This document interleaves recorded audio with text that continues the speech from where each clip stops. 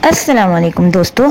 सर्दियों में दीगर फ्राइड खानों सूप के अलावा मुख्तलिफ़ किस्म के मीठे में मुख्तलिफ़ किस्म के हलवाजात बनाए जाते हैं, जैसे गाजर का हलवा, खुश्क मेवों का हलवा वगैरह। आज एक फीटा रेसिपी शेयर कर रही हूँ जो कि चावल के आटे से बनता है। सर्दियों का मखसूस एनर्जेटिक रेसिपी है।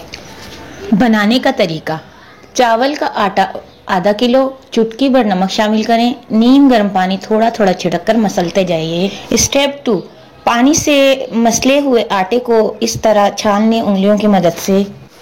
अब आटा तैयार है। फाइनल शक्ल ब्रेड क्रम्स जैसी होनी चाहिए। हस्बे ज़रूरत नारियल और गुड़, कच्चा नारियल मसले हुए आटे को इस तरह नारियल बारीक काट लें, खोपरा भी इस्तेमाल कर सकते हैं। गुड़ मोटा मोटा कूट लें। एक पतीली लें, आधी पतीली पानी से भर लें और फॉइल पेपर से अच्छी तरह कवर कर लें। दरमियान में टूथपिक या माचिस की मदद से 5 सुराख कर दें। मीडियम टू लो फ्लेम पर रखें और सुराख से भाप निकलने का इंतजार करें। एक छोटी प्याली में पहले चावल का आटा डालें, फिर गुड़ और नारियल हस्बे पसंद डालें। ऊपर चावल का आटा दोबारा डालकर लेवल कर लें।